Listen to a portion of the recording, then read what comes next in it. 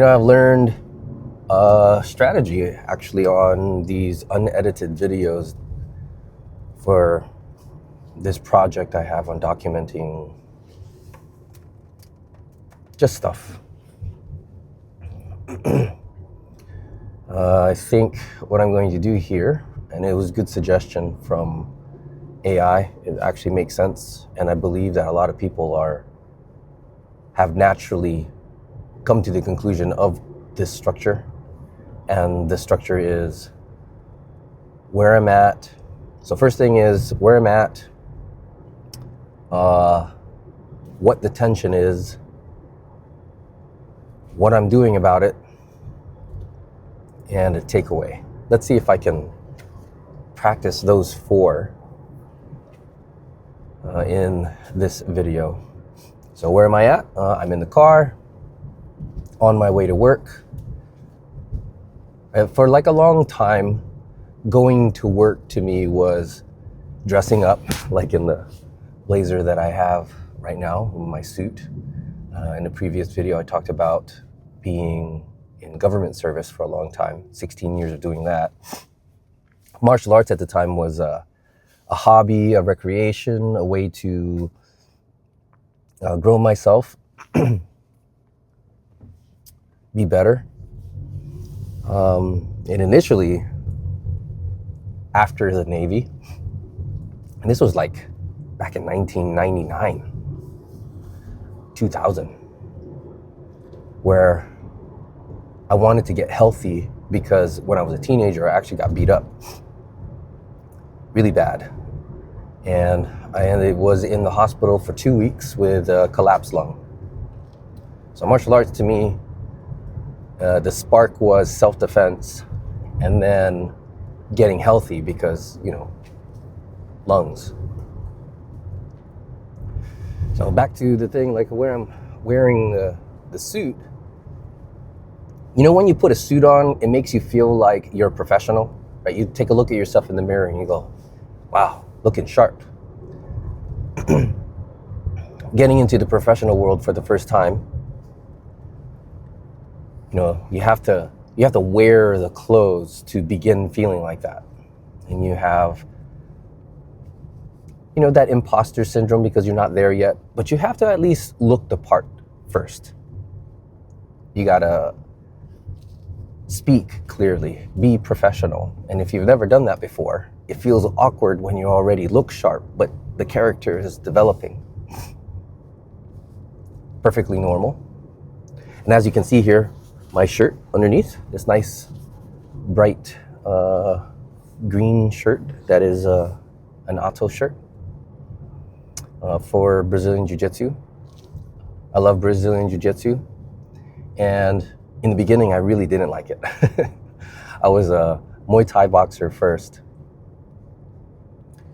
I did do Filipino martial arts and Brazilian Jiu-Jitsu too on the side, because back then when I was training with Frank Cucci, he had the full circle, not the full circle, but the full toolbox, weapons, grappling, striking.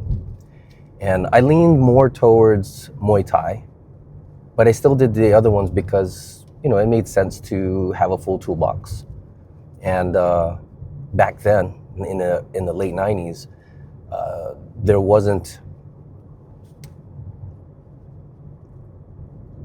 what you see today, right? Like, I would say that he was the pioneer in the Virginia Beach area, because back then there was the traditional martial arts like Taekwondo, American kickboxing, karate, and Kung Fu, right? But they're very traditional. So getting into a place that had all of them was unique, and I like that. Excuse me. So back to wearing the uniform, right? Like when you go into training, it's as if, you feel the imposter part. And I see people talking about, how to guide a beginner through with the different perspectives. But in this case, what I'm saying for the perspective is when you dress into the part, you'll still feel like an imposter, right? Because it's the very beginning. never done it before, but you have to look the part. So in the professional realm, you put a nice suit on, you have to become that character, right? The first step is to at least dress the part, then become the part. Martial arts, same thing. You're a white belt, they're gonna outfit you. You do jiu-jitsu, you put the jiu-jitsu uniform on. And then, as you train, you're gonna get smashed. You look the part, but you have to become the part. And that takes time. You have to go through your awkward phases, right? Like, I'm gonna jump back and forth a little bit. Like my awkward phase in being a government employee, right? Like, you have to sit down at a table with a lot of influential people, the ones that command naval vessels, an army, right? A fleet of jet planes, the different branches of the military. And as a government employee, right, like I served as a contractor and a GS, so I've seen all parts of the government and military. You look the part, you're gonna be awkward at first. You definitely are going to expose yourself as like being a rookie. And as long as you keep in mind with what the top people are like and you want to become them, it makes it a lot easier to be in the beginning phases of who you want to become. You still have to dress the part, even though you feel awkward. I used to come into the office, I'm like, man, do I even deserve looking sharp? Man, I felt like a fool in the last meeting. Same thing in martial arts. You put on the uniform and you may feel like a fool, but it's all about the framing in your mind. Put on the uniform, become that part. What are the tenets in martial arts and being professional in a government or military setting? It's the same thing, right? You got to show your discipline through your work. You got to show your respect for your peers and your supervisors. You got to present your work not in a perfect way, but in a way that people can see its improvement. Right? Like, oh, last time it was like this, today it's going to be like this. That 1% better every day. And, serving in government, I'm just repeating myself now. For 16 years, I did that, right? Every day, you got to try to get better and better and better and better. And a really cool mathematical part, if you guys like math, is 1% better every day for 365 days throughout the year. I believe it works out to be 33% or better. So every year, you're getting a third or more better each time. So with the incremental improvements, it's leaps and bounds over just a single year. So even if you feel like you're at the very bottom of something, 30% is huge. It's huge. And even at the top, when you can only feel a minuscule amount of improvement, 33% is huge, right? Even at the highest level. Don't mistake what the highest level is, because something that I've learned in fitness is, I think I'm going to get this wrong, RPE or PRE. I think it's RPE. Rate of perceived effort. I got to look it up. On any day, you will have a perceived amount of effort that you give. On a very strong day, when you feel healthy, good spirits, the perfect state of mind, you'll feel like maybe you performed at an 8, right? And then when you come in on, let's say, your worst day, the rate of effort is still the same. It's an 8, right? It might not look like your previous work, but the whole point is having the association that your effort is there. Now, don't take away from it by using the word try, right? Like, I'm trying to do it. It's almost as if you're going to convince or justify the anticipation of the failure. Because that's, I mean, if you really listen to it, I'm trying, right? I'm trying. And even with the most confident way, I'm trying.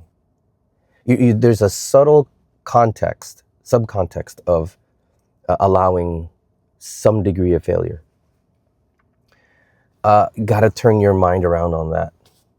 If you're going to look the part, be the part, then the steps in the right direction would be in the mind first.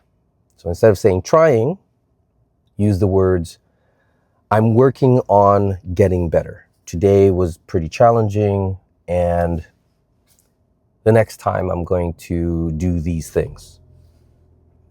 And that's where I'm at with, kind of mixing in between being a martial arts athlete. This year I turned 49, and maintaining the degree of athleticism, wanting to stay in the same realm as the young ones, because those are the next guys. I did have my time to shine as best as I can.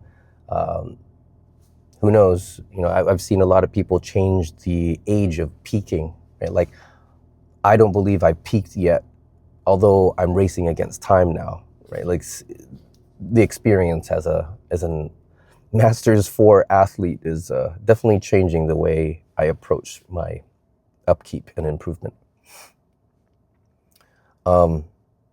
Just continue to do your best. Change your mind towards improvement.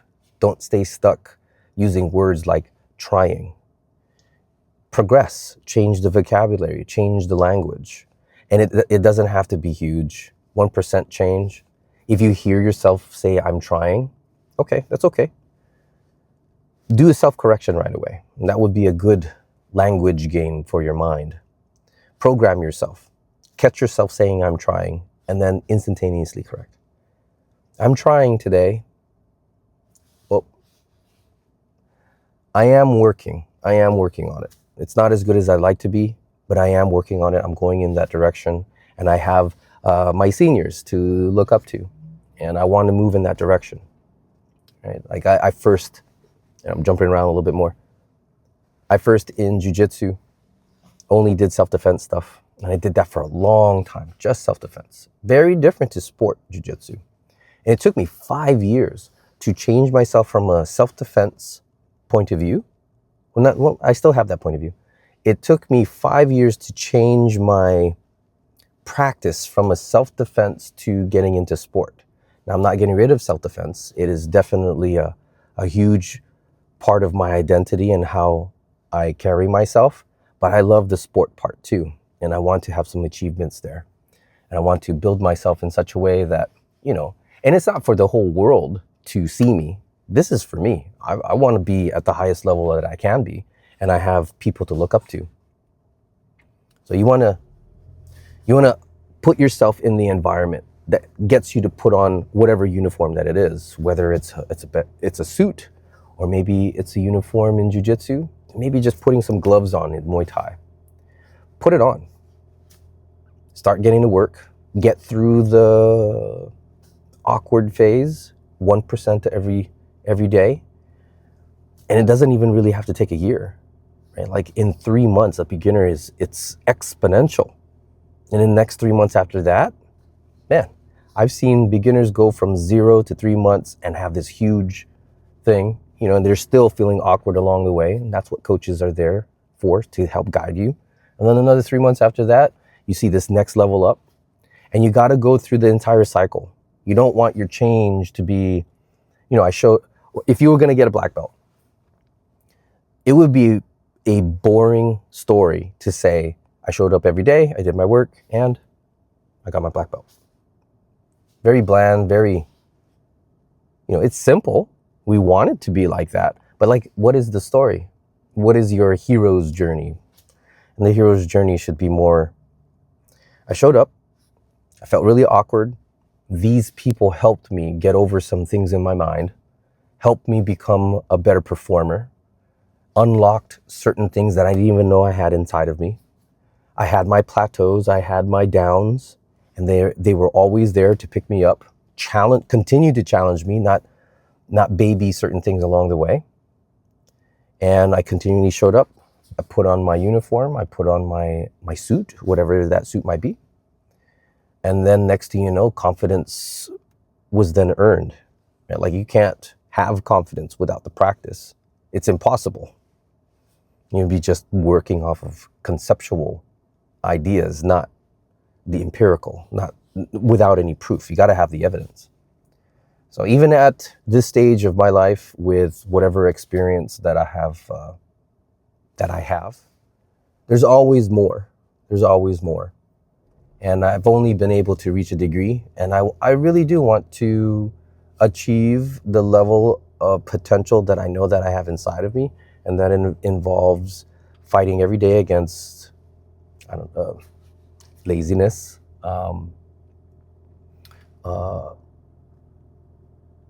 I forgot the other two. Laziness is one of them, right? Laziness, knowledge. It's not really knowledge, like educational part. Like, you have to learn more. Right, so laziness, intelligence, or education. I'll just say education for right now. And gosh, I forgot what the third one is. I'm going to look it up right after this video, and then I'll be good. But I'm not going to return on this one to plug it in. We're already at 16 and a half minutes. But I'll be ready for the next one. Hopefully I did my 4. I think I did my 4. You tell me. Thanks.